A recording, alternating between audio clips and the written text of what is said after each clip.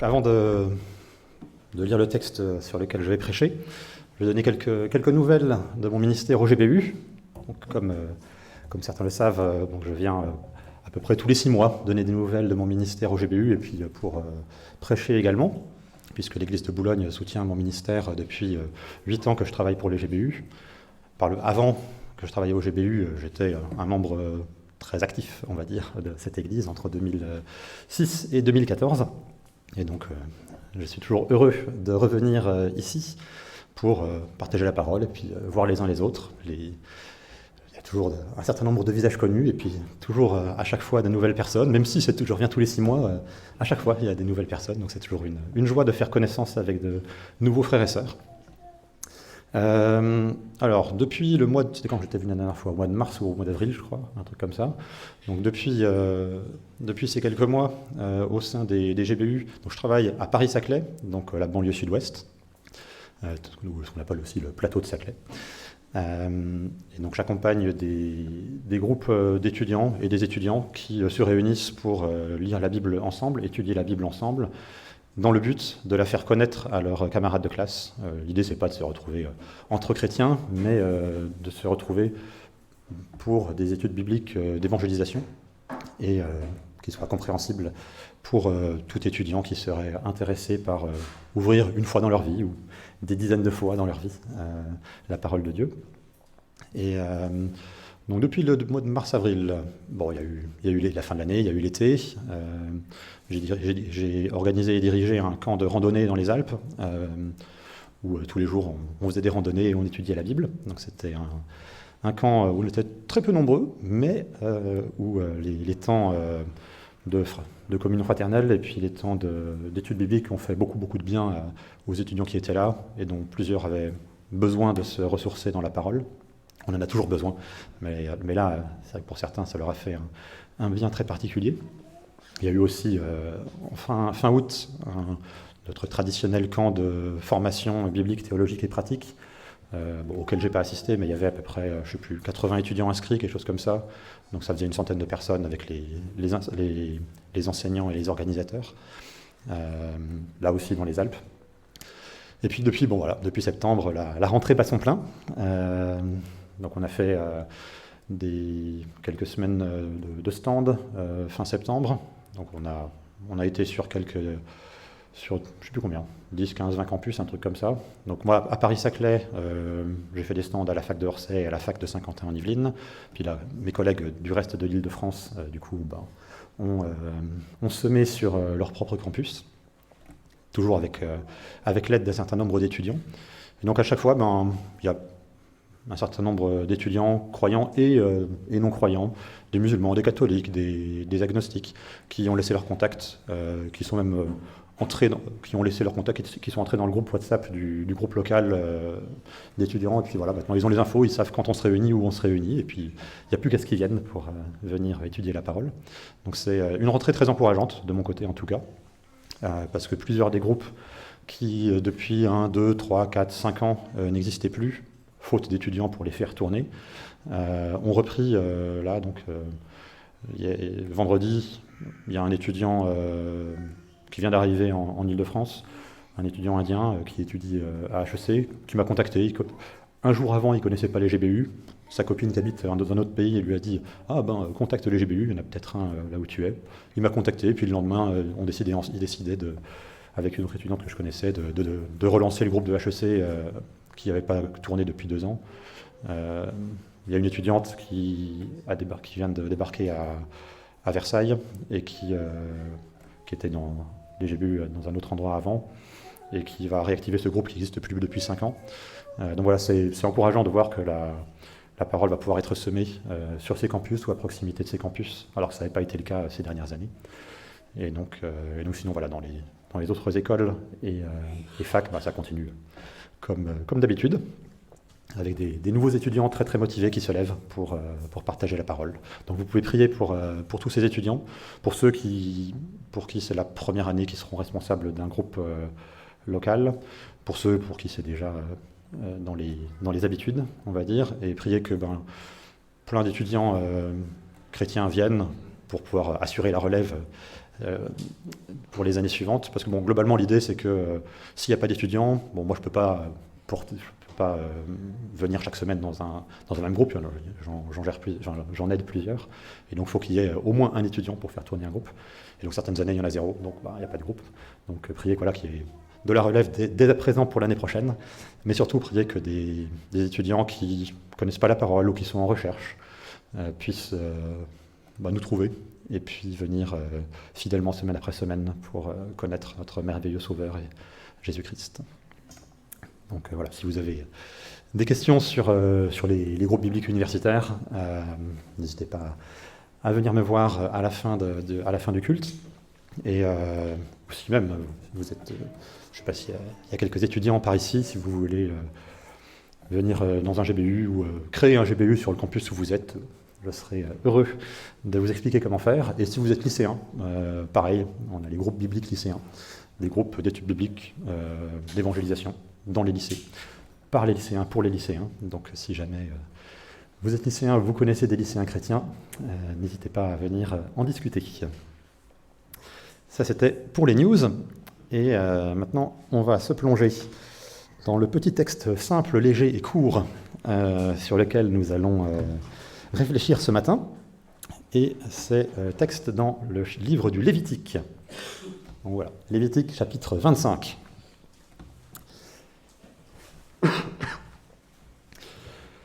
Donc, je sais plus, il y a 3-4 ans, j'avais prêché ici sur Lévitique chapitre 23, sur les grandes fêtes, les fêtes de l'Éternel, les grandes fêtes juives, qui d'ailleurs ont lieu en ce moment dans le judaïsme d'ailleurs.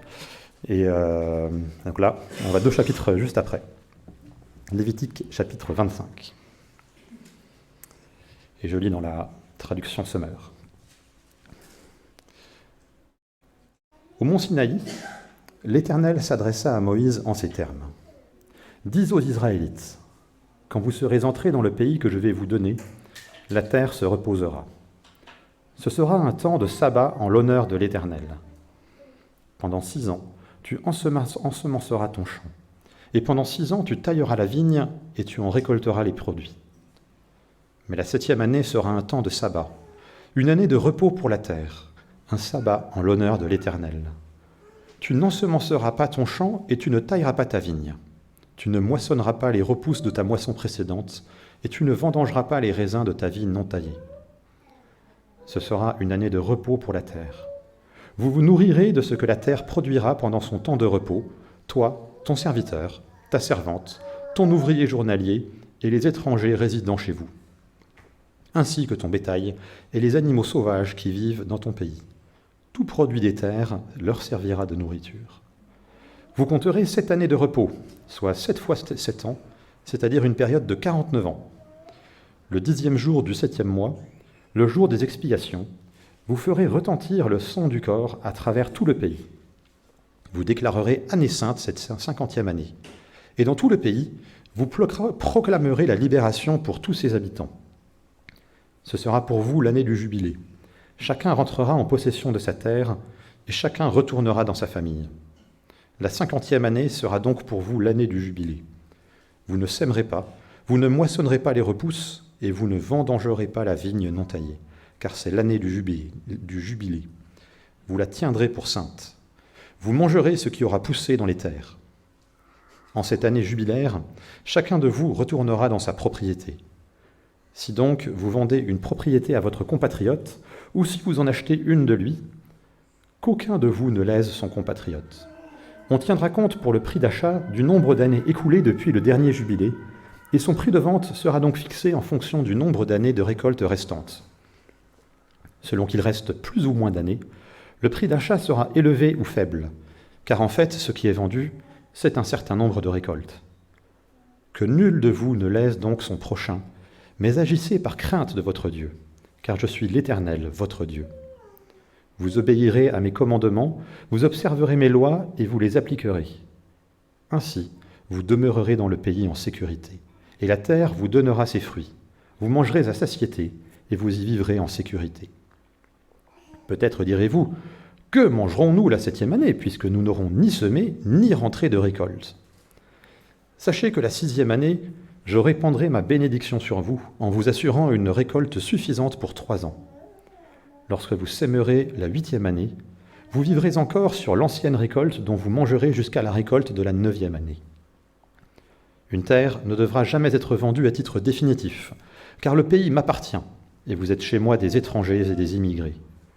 Dans tout le pays que vous aurez en possession, vous garantirez le droit de rachat des terres. Lorsque ton compatriote devient pauvre et doit vendre une partie de son patrimoine foncier, un proche parent qui a le droit de rachat pourra racheter ce que son parent aura vendu. S'il ne se trouve personne qui ait le droit de rachat, mais que cet homme ait de quoi racheter lui-même la terre, il considérera le nombre d'années écoulées depuis la vente et versera le prix des années restantes à l'acquéreur.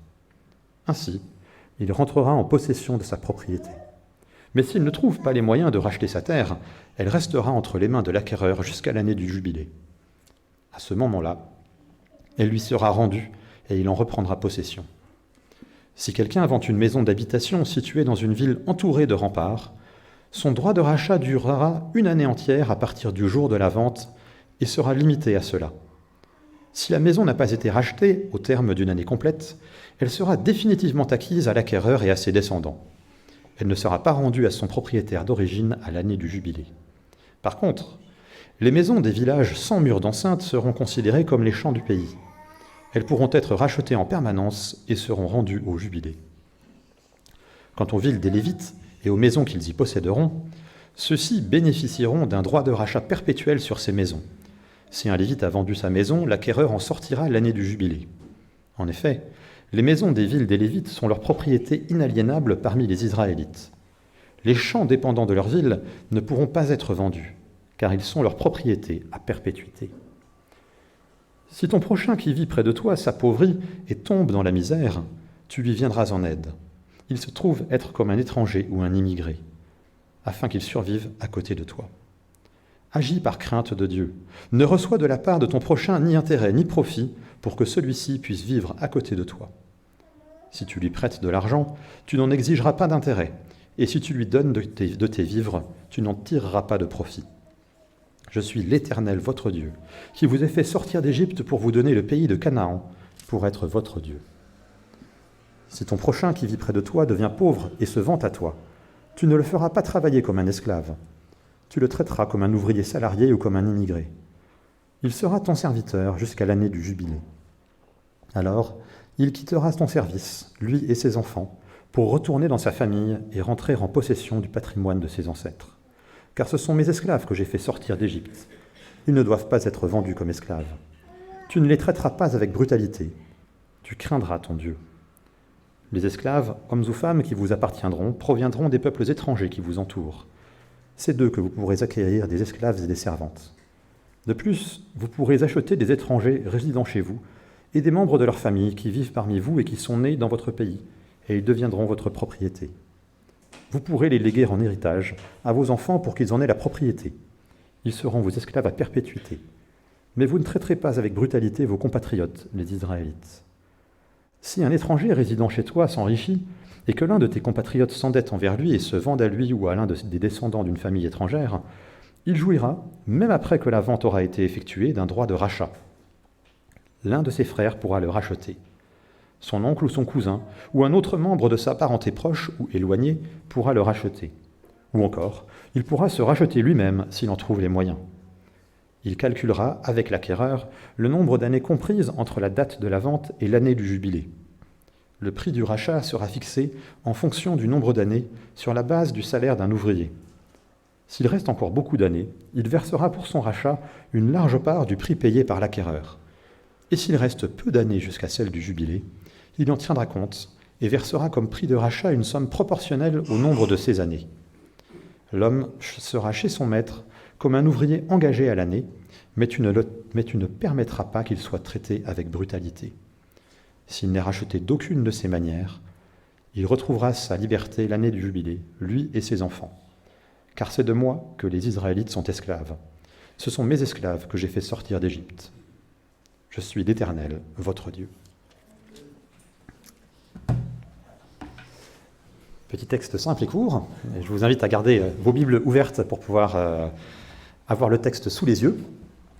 Alors je vous préviens juste, je risque de tousser un peu pendant la prédication, parce que jusqu'à hier et avant-hier, j'avais eu une quasi-extinction de voix. Là, ça commence à revenir. Je suis reconnaissant au Seigneur. Mais bon, peut-être ma voix va commencer à baisser au fur et à mesure. Donc voilà, j'en me remets à la grâce de Dieu pour pouvoir aller jusqu'au bout en parlant correctement. Alors, je peux mettre éventuellement le deuxième et dernier slide. Merci beaucoup. Qui est votre propriétaire ? Qui est votre propriétaire ? Alors, je ne parle pas du propriétaire du logement dans lequel vous habitez, que vous louez ou que vous possédez peut-être. Je parle de vous. Qui est votre propriétaire ? C'est une réponse très intéressante, très bonne, très juste. Bon, je peux m'arrêter, c'est bon. Mais peut-être que, bon, certains d'entre vous vont dire Dieu, peut-être que certains d'entre vous, vous allez me répondre, tous les êtres humains naissent libres et égaux en dignité et en droit, Déclaration universelle des droits de l'homme. Donc vous allez me dire, je suis né libre, donc mon propriétaire, c'est moi. Mais c'est vrai qu'on voit dans Lévitique 25 que les choses sont un peu différentes de cela. Alors, le texte biblique qu'on étudie ce matin donc, vient du livre du Lévitique, le troisième livre de la Torah, le troisième livre du Pentateuque, en gros le troisième livre de la Bible, écrit par le grand prophète Moïse il y a un peu plus que 3000 ans. Le Lévitique, c'est un livre dans lequel on parle beaucoup des choses qui concernent le culte. D'où le titre de Lévitique, parce que dans le peuple d'Israël de l'Antiquité, c'était les membres de la tribu de Lévi qui s'occupaient de tout ce qui concernait le culte. Mais dans ce livre, on parle aussi de toutes les choses importantes de la vie. Parce que le peuple qui avait fait alliance avec Dieu devait se rappeler de Dieu tous les jours. Alors, Lévitique, c'est un livre que beaucoup de chrétiens trouvent difficile à lire. Parfois même, les gens qui n'ont jamais ouvert la Bible, bon, ils commencent... par le début, on commence à lire Genèse 1, 2, ça arrive à lire Genèse, après Exode un peu, puis après ils arrivent au Lévitique, et puis là, ils s'arrêtent. Je ne sais pas si vous avez déjà eu cette expérience, peut-être au commencement de votre recherche du Seigneur. Mais c'est vrai que voilà, ce n'est pas un livre qui est très simple, ça c'est sûr, mais si on veut comprendre l'œuvre de Jésus, notamment le sacrifice de la croix, le Lévitique est un livre très très utile à étudier. Bon, alors avant de se plonger dedans, il faut connaître déjà ce qui est écrit dans les deux livres qui précèdent, Genèse et Exode, sinon bon, c'est pas la peine, on est largué. Mais voilà, c'est vrai que c'est un livre assez fondamental pour pouvoir comprendre l'œuvre de Jésus-Christ. Alors, bien sûr, quand on lit ce livre, il faut le remettre dans son contexte d'il y a plus que 3 millénaires, un contexte de vie quotidienne qui est assez différente de notre vie quotidienne d'aujourd'hui. La vie des gens de l'époque, la société de l'époque, c'est clairement pas la même chose que la vie que nous, on a aujourd'hui et que la société dans laquelle on vit en France aujourd'hui. Il y a des réalités d'organisation sociale qui sont très très différentes, par la grâce de Dieu. Tout ce qui est le sujet des serviteurs, esclavage, tout ça, bon, ça n'existe plus de nos jours, et gloire à Dieu pour ça. Bon, après, il y a des choses qui se passent aujourd'hui et qui sont peut-être moins bien que ce qu'il y avait à l'époque. Voilà. Chaque période et chaque société humaine a ses avantages et ses inconvénients. Mais ouais, c'est le livre du Lévitique, il nous est utile aujourd'hui parce qu'il montre que Dieu a des choses à dire sur tous les aspects de la vie, même les aspects les plus concrets de nos vies.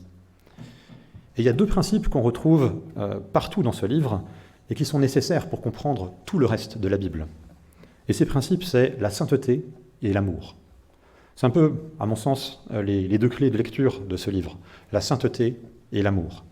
Alors, la sainteté, si vous connaissez le Lévitique, vous allez vous dire, ouais, on comprend très bien, il y a beaucoup le mot saint ou la notion de sainteté, de séparation entre Dieu et les hommes, de choses, voilà, plein de règles, de pureté, tout ça, de pureté rituelle, de sainteté rituelle. L'amour, bon, peut-être un peu plus de mal à voir, mais en fait, ici, relisez le Lévitique et puis vous verrez tout l'amour de Dieu pour son peuple et plein de dispositions, justement, pour aider le peuple, pour aider les plus faibles. Donc voilà, la sainteté et l'amour, c'est-à-dire sainteté, aimer et respecter Dieu, et puis l'amour, aimer les autres. Alors, le texte de ce matin, il parle d'économie. Alors, en ce moment, les médias parlent beaucoup du fait que les prix augmentent, ce qu'on appelle l'inflation. On sait que dans notre pays, la situation économique devient plus difficile, et peut-être que pour certains d'entre vous, vous avez en ce moment des problèmes d'argent à cause de la montée des prix, et je prie que Dieu vous aide dans les difficultés qui sont les vôtres en ce moment. Mais donc il m'a paru utile et intéressant de réfléchir ce matin à ce que la Bible dit sur le fonctionnement de l'économie. Et ce texte est un texte très intéressant pour cela. Alors, l'économie, moi, c'est un thème qui m'intéresse beaucoup parce que avant mes études de théologie, j'avais fait des études d'économie, gestion, finance. Et je sais qu'il y a un certain nombre, quelques personnes ici qui ont fait ce type d'études aussi. Mais il est assez probable d'ailleurs que pour beaucoup d'entre vous, simplement en prononçant le mot économie, je vous ai perdu pour les 30 prochaines minutes. Mais bon, en fait, l'économie, c'est pas simplement une science inexacte et à moitié incompréhensible. L'économie, à la base, c'est l'organisation des relations entre les gens pour satisfaire les besoins humains. Ça, c'est ce que c'est l'économie, normalement. L'organisation des relations entre les gens pour satisfaire les besoins humains en biens et en services. La vraie économie, d'après Lévitique 25, c'est pas celle des financiers qui sont dans les salles de marché, les salles de bourse, dans les grandes banques. La vraie économie, elle doit être au service de Dieu et au service des êtres humains. C'est pour ça que je vais donner comme titre à cette prédication « Partager la prospérité, l'économie selon Dieu ». Et on va voir que les Israélites devaient apprendre 3 choses dans ce texte. 3 vérités qui sont aussi valables pour nous aujourd'hui. Dieu pourvoit, soyons confiants. Dieu possède, soyons généreux. Dieu libère, soyons bienveillants. Dieu pourvoit, soyons confiants. Dieu possède, soyons généreux. Dieu libère, soyons bienveillants. Commençons par la première partie, donc les versets 1 à 12 et 18 à 22. Je vais relire les versets 1 et 2. Au mont Sinaï, l'Éternel s'adressa à Moïse en ces termes. « Dis aux Israélites, quand vous serez entrés dans le pays que je vais vous donner, la terre se reposera. Ce sera un temps de sabbat en l'honneur de l'Éternel. » Dieu, le créateur de l'univers, avait fait alliance avec le peuple d'Israël. Le peuple d'Israël, si vous connaissez bien le début de la Bible, le peuple d'Israël avait été esclave pendant de nombreuses années dans l'Égypte des pharaons, et Dieu les avait libérés par l'intermédiaire d'un petit gars qui a juste avant été simplement berger, et qui s'appelait Moïse. Et bon, Moïse le berger qui se promenait, qui gardait des troupeaux de brebis dans le désert, est devenu un berger d'êtres humains et a emmené des centaines de milliers de personnes, devenu le berger d'un troupeau d'êtres humains. C'est peut-être d'ailleurs plus facile de gérer un troupeau de moutons que de gérer un troupeau d'êtres humains. Mais en tout cas, je pense que c'est ça qu'il dirait. Mais voilà, par l'intermédiaire de Moïse, Dieu les a libérés de l'esclavage assez catastrophique dans lequel ils étaient, et où ils étaient même massacrés d'une certaine manière. Les enfants étaient tués, tout ça, c'était assez glauque. Et en les faisant sortir de l'esclavage en Égypte, il leur avait promis un territoire, qui était le territoire qu'il avait à la base promis à leur ancêtre Abraham. Du coup, dans la Torah, donc les 5 premiers livres de la Bible, on trouve pas mal de règles sur comment gérer leur nouveau pays. Une fois arrivés sur place, ils allaient devoir gérer un pays alors qu'ils avaient été esclaves pendant 400 ans. Donc, bon, ils n'avaient pas trop l'habitude d'être propriétaire, gestionnaire d'un pays. Et donc, Dieu leur a donné plein de règles, et le chapitre 25 en fait partie. Au moment où Dieu a donné ces règles à Moïse, le peuple était en train de camper dans le désert. La terre promise, c'était une réalité future, très lointaine pour beaucoup. Pour certains, peut-être, ils mettaient même en doute le fait qu'un jour, ils auraient leur propre territoire. Passer d'un peuple d'esclaves à un peuple maître de son destin, c'était un vrai défi. Et Dieu voulait que son peuple comprenne à l'avance ce que serait sa vie une fois arrivé à destination. Dieu leur a donné un modèle économique, un modèle d'organisation économique qui était très différent du modèle égyptien et très différent du modèle de tous les autres peuples qui vivaient au Proche-Orient à l'époque. C'était les modèles de l'époque, c'était un modèle qui était fondé sur l'oppression des puissants sur les plus faibles, globalement. Une petite caste qui dirigeait tout, qui possédait tout et qui opprimait l'écrasante majorité des personnes. L'idée du modèle donné par Dieu, c'était que chacun devait pouvoir avoir les moyens de vivre libre. Et que chacun devait pouvoir avoir les moyens de subvenir à ses besoins et à ceux de sa famille. L'idée, c'était que Dieu allait pourvoir aux besoins de chacun et qu'il fallait lui faire confiance. Alors la première chose qu'on voit dans Lévitique 25, c'est ce qu'on appelle l'année sabbatique. Verset 3, « Pendant 6 ans, tu ensemenceras ton champ, et pendant 6 ans, tu tailleras ta vigne et tu en récolteras les produits. Mais la 7e année sera un temps de sabbat, une année de repos pour la terre, un sabbat en l'honneur de l'Éternel. » Le principe de la friche ou de la jachère, vous connaissez peut-être. Ça vous rappelle, pour ceux d'entre vous qui n'êtes pas originaire du monde agricole, peut-être que ça vous rappelle quand même le collège, un lointain cours d'histoire du Moyen-Âge. C'est peut-être trop lointain pour beaucoup d'entre vous, ou peut-être que vous n'aimez pas l'histoire, mais voilà. La jachère, c'est laisser la terre se reposer.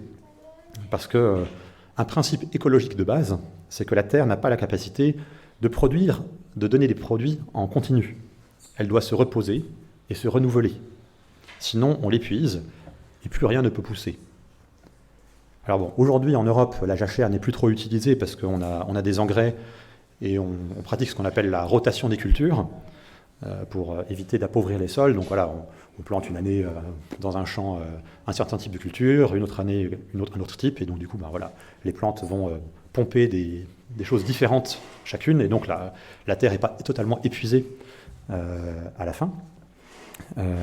Mais voilà, à certaines périodes de l'histoire, par contre, on pratiquait la friche tournante. Si on avait 7 champs, on en cultivait 6, et puis on laissait le 7e se reposer. Et chaque année, on laissait un champ différent se reposer. Là, le sabbat de la terre, dans notre texte, ça va encore plus loin. La 6e année, on récolte, et la 7e année, on laisse tous les champs au repos. Et on vit uniquement de ce que la terre donne d'elle-même. Et puis la 8e année, on replante. L'année sabbatique, versets 1 à 7. Une année tous les 7 ans. Et on voit ensuite, tous les 50 ans, un autre événement un peu original, le jubilé. C'est ce qu'on voit à partir du verset 8. Alors c'était un événement, comme c'était tous les 50 ans, on pouvait le vivre maximum 2 fois dans sa vie. Parce que voilà, tous les 50 ans, forcément, c'est compliqué. Pas beaucoup de gens qui vivaient jusqu'à 100 ans, jusqu'à 101 ans, 102 ans à l'époque. Et voilà, c'était un événement qui était lancé au son de la trompette, un événement très solennel, le jour très symbolique du jour des expiations, le Yom Kippour.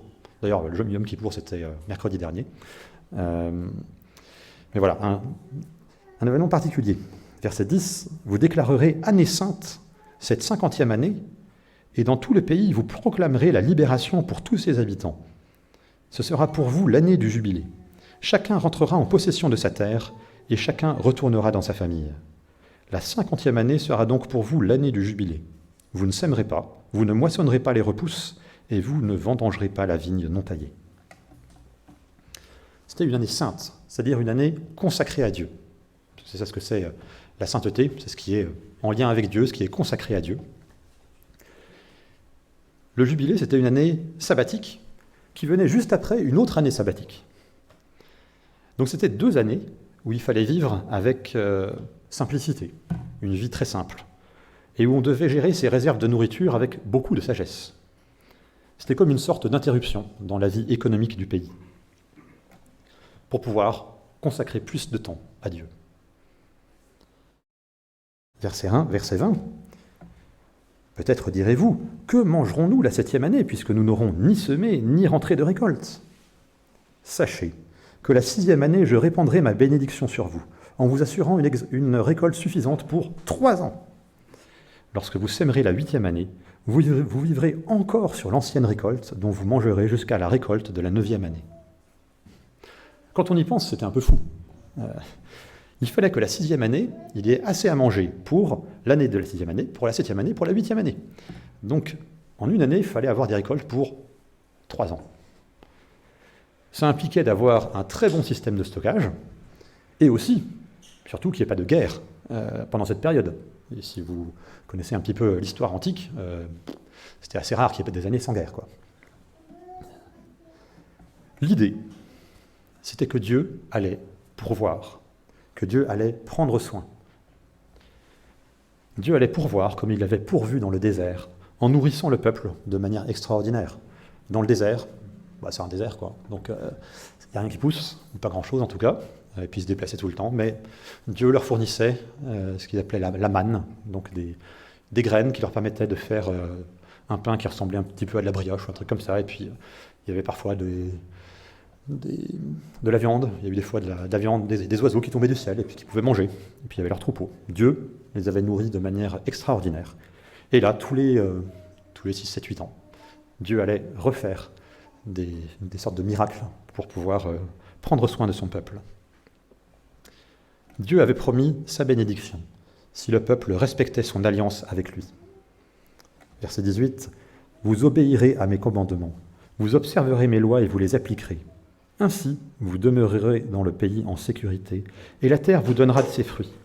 Vous mangerez à satiété, et vous y vivrez en sécurité. » Il n'y avait rien à craindre.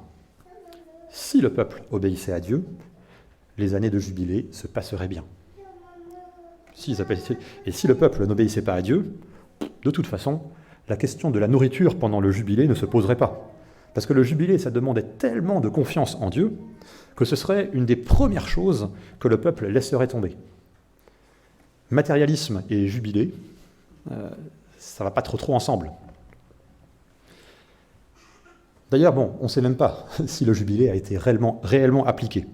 Peut-être un peu à certaines époques, mais on ne sait pas trop. Historiquement, archéologiquement, dans les textes anciens et autres, il n'y a quasiment aucune trace, ou très peu de traces de cela. Donc peut-être que ça a été appliqué un petit peu, mais on sait que le peuple d'Israël, et on le voit dans le livre des juges, dans les livres des rois, des chroniques, c'était un peuple qui a très souvent été en rébellion contre Dieu. Donc du coup, est-ce que ça a été appliqué ou pas? Peut-être dans certaines bonnes périodes, mais pas sûr. En bref, donc, année sabbatique plus jubilé égale confiance en Dieu. Et c'est là tout le principe de l'économie, selon Dieu. Faire confiance à Dieu. Accepter et vivre le fait que Dieu est généreux et que dépendre de lui est une bonne chose. Comme l'a si bien dit Jésus dans l'Évangile selon Matthieu, « Ne vous inquiétez pas en vous demandant « Qu'allons-nous manger ou boire? Avec quoi allons-nous nous habiller? La vie ne vaut-elle pas bien plus que la nourriture? Et le corps ne vaut-il pas bien plus que les vêtements? Ne vous inquiétez pas en vous demandant « Qu'allons-nous manger ou boire? Avec quoi allons-nous nous habiller? La vie ne vaut-elle pas bien plus que la nourriture? Et le corps ne vaut-il pas bien plus que les vêtements ?» Dieu pourvoit, soyons confiants. Et c'est pas simple, dans la vie de tous les jours. Moi, je suis un hyper anxieux. J'ai fait des études à la base de finance, j'ai travaillé un peu dans la finance. Les financiers, en général, ils essaient d'amasser beaucoup d'argent parce qu'ils ont peur de l'avenir. Et cette parole de Jésus et ce défi qui nous est lancé dans Lévitique 25, pas facile à vivre tous les jours. Mais Dieu pourvoit, et on en est convaincu. Et on le voit tous les jours dans nos vies. Donc soyons confiants. Et en lien avec cela, Dieu possède, soyons donc généreux. Verset 13. « En cette année jubilaire, chacun de vous retournera dans sa propriété. » Une idée un petit peu surprenante. Ça partait du principe que, verset 23, « Une terre ne devra jamais être vendue à titre définitif, car le pays m'appartient et vous êtes chez moi des étrangers et des immigrés. » Tout appartient à Dieu. Tout appartient à Dieu. Et c'est encore valable pour nous aujourd'hui. Tout ce que nous avons, ça appartient à Dieu. Même ce que nous avons gagné à la sueur de notre front. Même nos cadeaux d'anniversaire. Ou ce que nous avons peut-être hérité de nos familles. Tout ce que nous avons, ça appartient au Maître et Créateur de l'univers. En lisant, des fois quand j'écoute les prédications, il m'arrive de prendre quelques petites notes par-ci par-là, et puis Je sais plus, hier, je regardais un petit peu des notes d'il y a très longtemps, et j'ai retrouvé le résumé que j'avais fait du week-end d'église qui avait eu lieu ici en 2009, sur le thème de l'argent, je crois.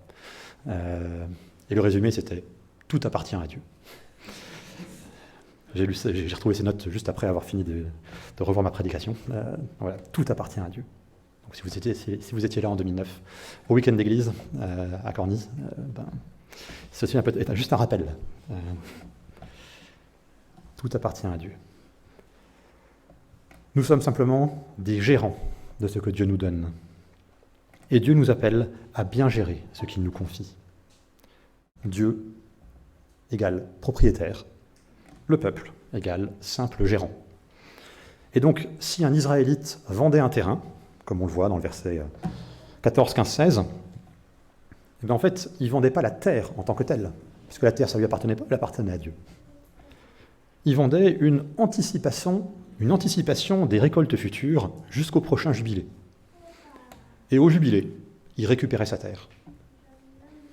Ou alors ses héritiers, si jamais il était décédé entre-temps. C'était assez révolutionnaire comme principe. C'est le principe de propriété privée. Ça appartient, il y a quand même quelque chose qui appartient aux personnes. Donc le principe de propriété privée est affirmé, mais c'est une propriété privée raisonnée.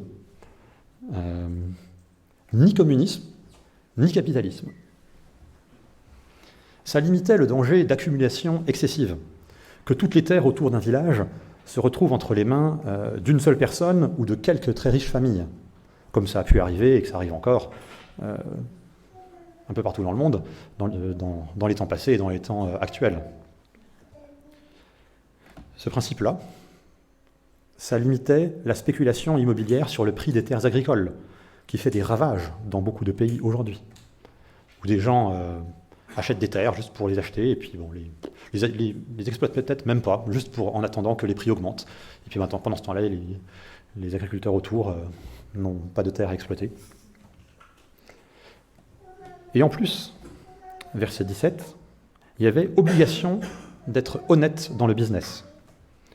Que nul de vous ne laisse donc son prochain, mais agissez par crainte de votre Dieu, car je suis l'Éternel, votre Dieu.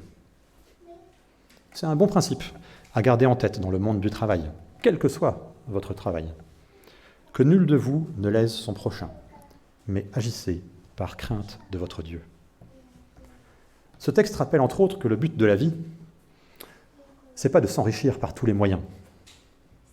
Le but de la vie, c'est d'être en relation avec Dieu, d'être tourné vers Dieu, grâce à Jésus-Christ. Et c'est le même principe que Jésus a énoncé quand il a dit « Recherchez d'abord le royaume de Dieu et sa justice, et tout cela vous sera donné en plus. » Recherchez d'abord le royaume de Dieu et sa justice, et tout cela vous sera donné en plus. Et dans le contexte de Matthieu chapitre 6, où il dit cela, le tout cela, ça se réfère à nos besoins matériels. Recherchez d'abord le royaume de Dieu et sa justice, et tout cela vous sera donné en plus. L'argent est un bon serviteur, mais un très mauvais maître.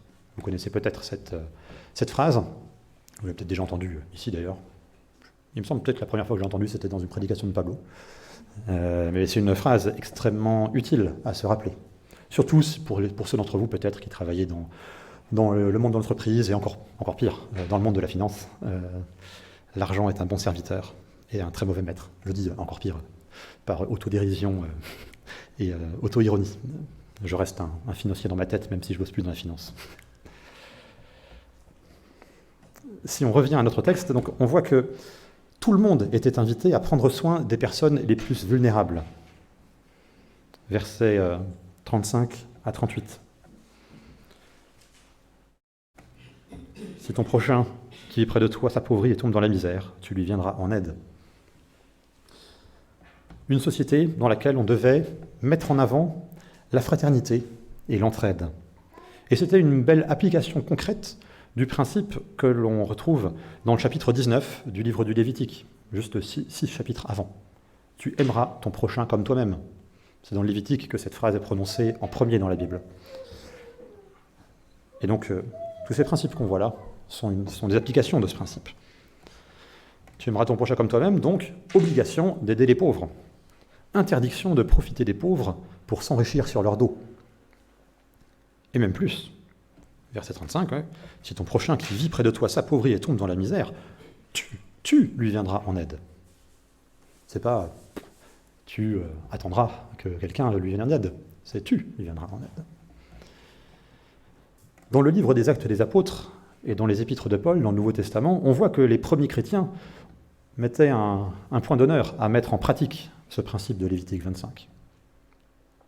Et bibliquement, c'est clair qu'au sein de l'Église, on a tous une responsabilité de solidarité les uns envers les autres. À nous d'être généreux pour aider et humbles pour accepter d'être aidés. Dieu possède tout ce que nous avons, donc soyons généreux et acceptons aussi de recevoir ce que Dieu nous donne par différents moyens, que ce soit par les autres, par notre travail, par divers moyens.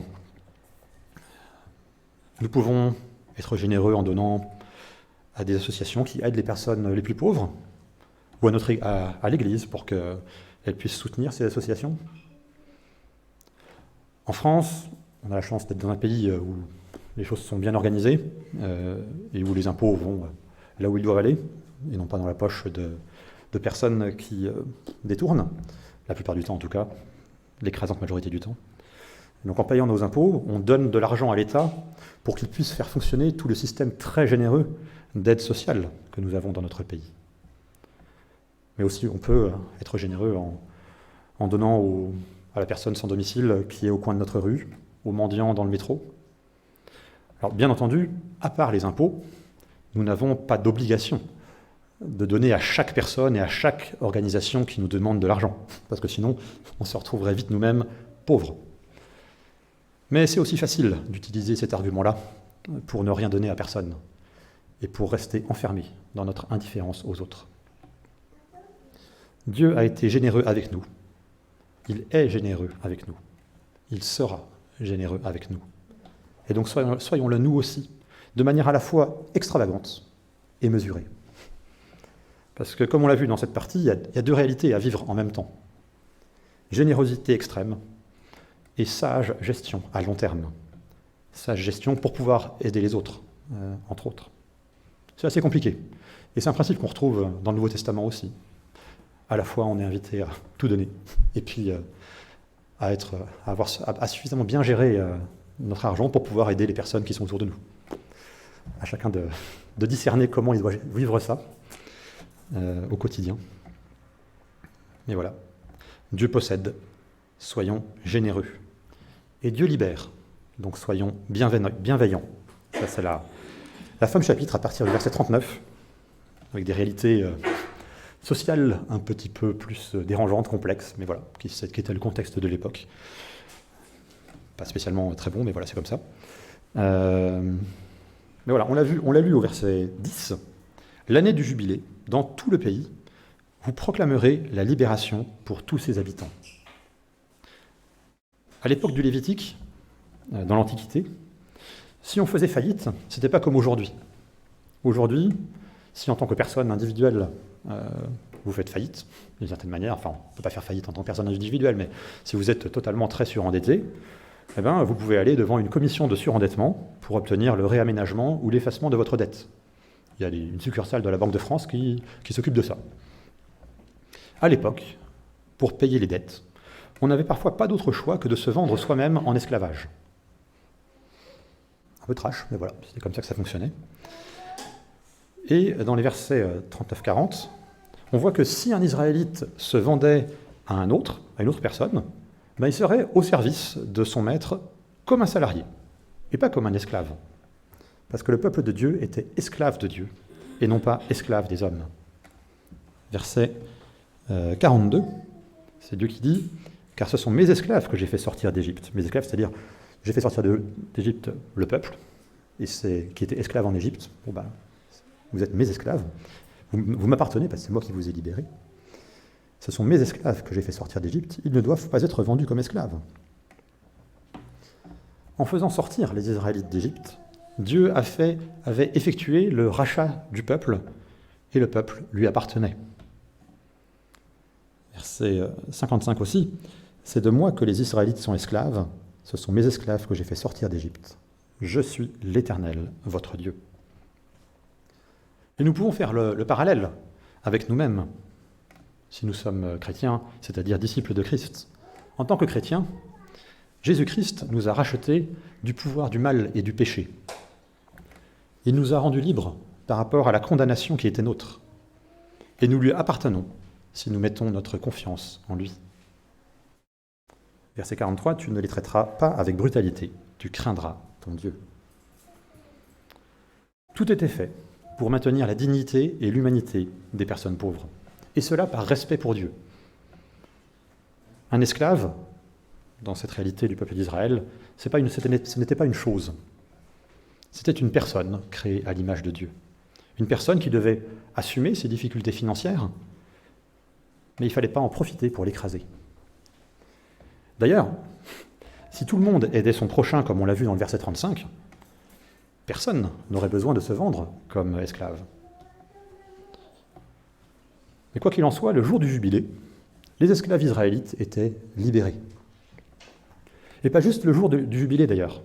Ça marchait aussi pour les années sabbatiques. Dans le livre du Deutéronome, donc qui est 2 livres après dans la Bible, dans le chapitre 15, on lit que tous les 7 ans, les esclaves israélites étaient libérés. Et non seulement libérés, mais leur maître devait aussi leur donner des cadeaux assez importants.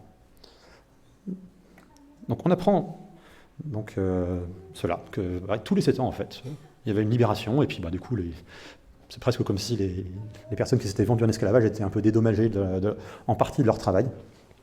C'était assez révolutionnaire pour toutes les sociétés de l'époque. Cette règle-là, et d'autres règles qu'on voit dans le même chapitre 15 du Deutéronome, on voit dans Deutéronome, on voit que de la même manière que les esclaves étaient libérés tous les 7 ans, toutes les dettes étaient annulées tous les 7 ans. Bon, si vous êtes endetté actuellement pour acheter un appartement sur 15, 20 ou 25 ans, ça vous intéresserait peut-être. Cette règle, ce serait le cauchemar des banques. Surtout pour nous qui vivons dans une société où la vie économique est basée sur l'endettement. Même la plupart des pays sont complètement surendettés. Les grands pays riches, la richesse, c'est du vent d'une certaine manière. Elle est juste basée sur le fait que la France, les États-Unis, tous ces pays-là sont hyper surendettés. Sinon, il n'y aurait pas l'argent pour pouvoir financer tout ce qu'on finance dans notre pays. On fonctionne donc voilà, avec un système où les dettes sont annulées tous les 7 ans, bon, ça change beaucoup de choses. Mais le but, là, voilà, c'était de rappeler à nouveau, comme chaque année, avec la fête de la Pâque, que si le peuple d'Israël pouvait être libre et à l'aise sur le plan matériel, c'était grâce à Dieu. Et aussi que chacun avait le droit à une deuxième chance, tout en assumant ses responsabilités. Si on avait fait des erreurs, on en payait les conséquences, mais après peu d'années, on pouvait revenir dans une situation à peu près normale. Et c'est un principe de base de l'Évangile, de la bonne nouvelle de Jésus-Christ, un principe de base du message et de l'œuvre de Jésus-Christ. La deuxième chance, et même la 3e, la 10e, la 100e, la 1000e. Est-ce que nous savons redonner une chance aux autres ? Même quand ils ont fait n'importe quoi sur le plan financier. C'est peut-être quelque chose à laquelle nous devons réfléchir dans notre manière d'aborder l'économie et la vie en général. Être bienveillant. Mais aussi, est-ce que nous sommes conscients, lorsque nous avons péché, que Dieu nous redonne aussi une chance de recommencer. Et puis encore, et encore, et encore. Sa grâce n'a aucune limite. Dieu libère. Dieu nous a libérés. Donc soyons bienveillants. La notion de justice sociale, au sens historique, pas au sens idéologique que ce mot a pris aujourd'hui, mais au sens de simplement la réalité d'être juste dans la société. La notion de justice sociale, c'est un sujet très présent dans la Bible. Présent presque dans tous les livres de la Bible. Et c'est un sujet d'actualité à toutes les époques, et pour nous aussi aujourd'hui. En France, dans le monde politique, il y a souvent le débat, et il y avait encore ça dans les médias ces dernières semaines, le débat sur comment faire pour aider les personnes qui en ont besoin, sans que ces personnes désapprennent à se débrouiller toutes seules. Le débat entre assistanat et responsabilité individuelle. Peut-être que ça parle à certains.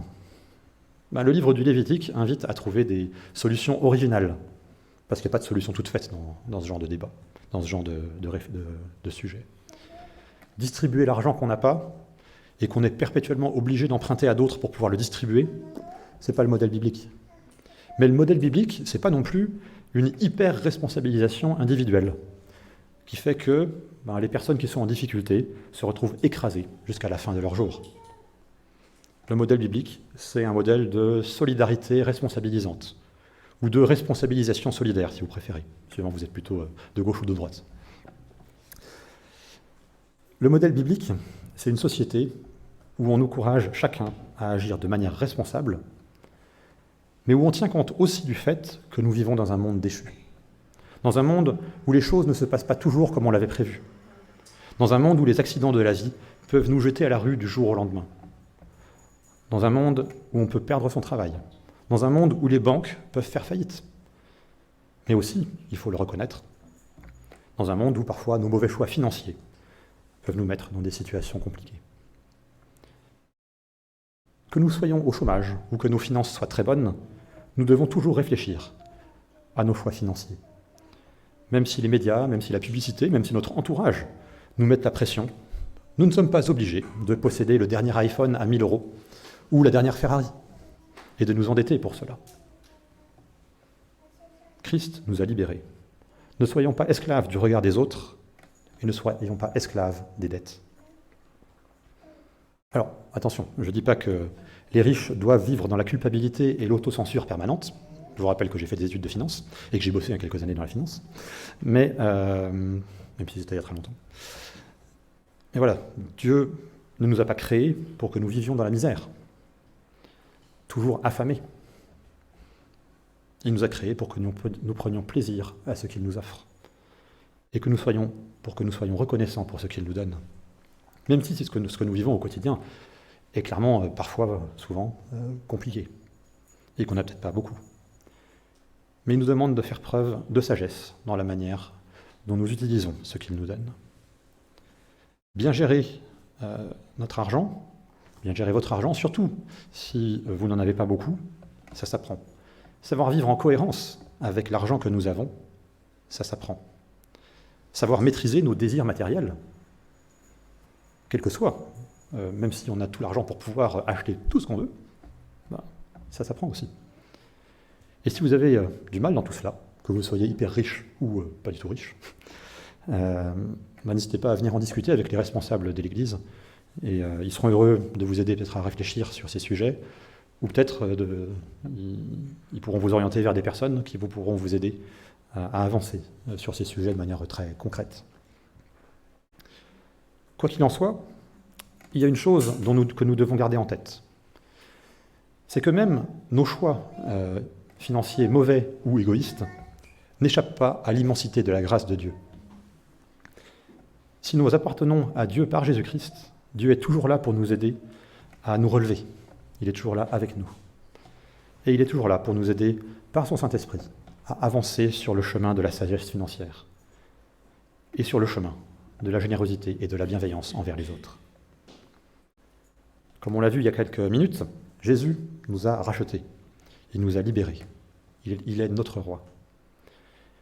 Et quand il est venu sur cette terre, il y a 2000 ans, il s'est comporté en serviteur. Donc si nous lui appartenons, il ne nous laissera pas tomber. Et si le maître de l'univers nous a donné l'exemple de servir, et non pas d'écraser les autres, alors qu'il est le maître de l'univers, pas juste le roi d'un pays, le maître de l'univers, il a été serviteur de tous, eh bien, nous devons nous aussi être bienveillants envers tout le monde, puisque nous voulons lui ressembler en tout. Dieu libère, soyons bienveillants. Donc pour conclure, Dieu pourvoit, soyons confiants, Dieu possède, soyons généreux, Dieu libère, soyons bienveillants, et pour tout cela, soyons reconnaissants à Dieu, remercions-le pour tout ce qu'il nous donne, petit ou grande chose. Et si je reprends ma question d'introduction, qui est votre propriétaire ? Vous l'avez compris, le propriétaire de la Terre, de l'univers, de tout ce que nous avons, c'est Dieu. Et si vous êtes chrétien, votre propriétaire, c'est Christ, qui vous a racheté du péché. C'est lui le propriétaire de votre vie, de votre argent, de vos relations, et même de votre temps. Et si vous n'êtes pas disciple de Christ et que vous êtes en visite ce matin, ou vous n'avez pas encore pris de décision par rapport au Seigneur, peut-être que vous avez été interpellé par ce que nous avons vu dans ce chapitre. La Bible propose un mode de vie alternatif par rapport aux grandes idéologies de notre monde, mais la Bible propose surtout, d'abord et avant tout, une relation avec Dieu. La Bible propose à chaque être humain d'entrer en relation avec notre Créateur par l'intermédiaire de Jésus-Christ. Alors, qui que nous soyons, je prie que le Seigneur nous aide à être sages par rapport à comment nous utilisons ce que nous avons. Je prie qu'il nous aide à faire nôtre cette prière qu'on retrouve dans le Proverbe chapitre 30, verset 8. « Ne me donne ni pauvreté ni richesse, mais accorde-moi le pain qui m'est nécessaire. » Un verset qui me met toujours au défi, toujours compliqué de le prier. « Ne me donne ni pauvreté ni richesse, mais accorde-moi le pain qui m'est nécessaire. » Que Dieu nous aide à être confiants, généreux, bienveillants et reconnaissants. Amen. Et si jamais vous avez des questions par rapport au texte ou par rapport à des choses que j'aurais dit ou des remarques, des désaccords, n'hésitez pas à venir discuter à la fin du culte. Merci.